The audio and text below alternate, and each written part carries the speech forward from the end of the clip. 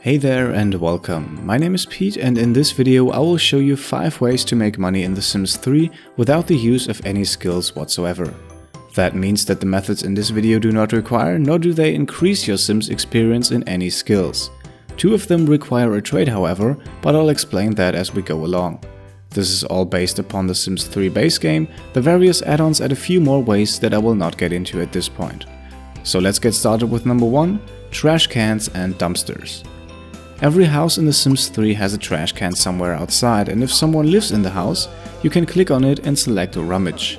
For Sims in the law enforcement career, this is a great way to collect intel for reports, but it can also be used by any other Sim to simply try and dig out something of value. Next to large amounts of trash that have absolutely no value, most of the time you will find rubber ducks, teddy bears, candles or low-level gems and metals. But sometimes you can strike gold and hit the jackpot.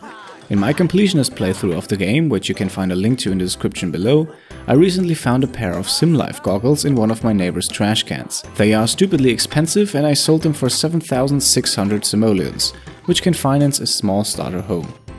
Dumpsters work more or less the same. In Sunset Valley there are some behind the diner and some behind the supermarket. You should find them behind supermarkets in most other neighborhoods as well. By clicking on a dumpster and selecting Dumpster Dive, your Sim will do just that. In contrast to trash cans, dumpsters may also contain pieces of furniture like tables or chairs, which are a bit more valuable. Keep in mind that rummaging through dumpsters and trash cans will lower your hygiene bar very rapidly, so you will have to live with the negative moodlet that comes along with that. Number 2. Collecting. In The Sims 3 there are a large number of collectible gems, metals, space rocks and insects. They can be found all over the map in the neighborhood you play in and range from very common to extremely rare. Needless to say that the rare stuff is worth a lot more, so try to find the good spots in town and hit them up daily. There are a few ways to make money from collecting, mostly depending on what you actually collected. Beetles and butterflies can be sold directly from the inventory, although selling them to the science facility brings in a bit more cash, at least for butterflies. For space rocks you will get an initial value after you found one, but make sure to analyze the rocks since that determines its real value, which can be quite a bit higher than the initial one. Simply place the rock on your lot, click on it and select Analyze and your Sim will get to it. This can also be done from the inventory. Space rocks can then be sold directly via the Sim's inventory menu. The more interesting collectibles are gems and metals, because their value can be enhanced by getting them cut and smelted respectively. Smelting is the less complicated approach. It costs 40 simoleons to smelt an ore into an ingot, and smelting increases the value of the ore by 75%. I'll spare you the math behind it, but with these 2 figures in mind you should only smelt ores that are worth 54 simoleons or more to make a profit. For gems, there is a large number of different cuts you can apply to a gem. The different cuts increase the value by different amounts and also vary in cost. For example, the emerald cut, the most basic of the 9 types of cuts in the base game, costs 10 simoleons and increases the gem's value by 25%. In contrast, the heart-shaped cut, which is the most advanced of the cuts, costs a whopping 1000 simoleons but increases the gem's value by 400%. This results in different break-even values for every single type of cut, which I will not get into here. You can find a link to a very good overview below in the description. Number 3. Mooching. This is the first method that requires a trade, the Mooch trade to be exact. You can use the Mooch dialogue option on any Sim to mooch money or food of the Sim. This is not always successful, however. To increase your chances at successfully mooching some cash, make sure that your Sim has a high relationship with the mooching target. The more you use the mooching option, the better your Sim becomes, and the more he or she succeeds when using it on other Sims. To get the most out of your successful mooching attempts, it is a good idea to target rich Sims, as the amount of money you get from mooching depends on the household funds of the target. One last thing to keep in mind, if the target has the frugal trade, mooching becomes harder, so avoid Sims with that trade.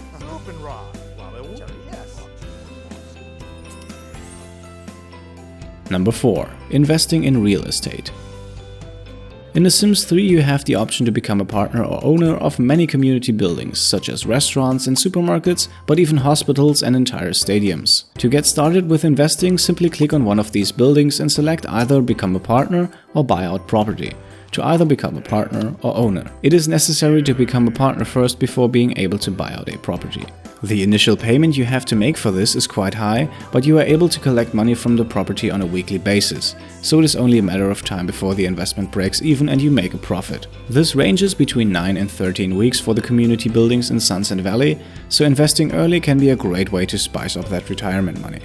It is also possible to invest in community lots like parks, pools, the gym or the museum with patch 12 or the Ambitions add-on installed. These behave a tiny bit different as they have different levels assigned to them. You can upgrade these venues by placing specific objects on them, and the higher the venue's level, the more money you receive every week. Number 5. Stealing. This one requires a sim to have the Kleptomaniac trait. With that trait equipped, sims can use the swipe items interaction 3 times a day between 7 PM and 6 AM. You cannot directly tell your sim to steal a particular item, but clicking very close to the desired object makes it more likely to be targeted. Good targets for this are cars parked outside or expensive statues and sculptures. To steal items from the inside of other people's homes, your sim needs to be invited inside first, which can be a bit of a pain, especially at night. The stolen items will then end up in the sim's family inventory and can be sold for cash from there. And that's it. Those were 5 ways to make money in The Sims 3 that do not require the use of skills. Do you think I forgot something? Feel free to leave a comment and tell me what you think about these 5 methods.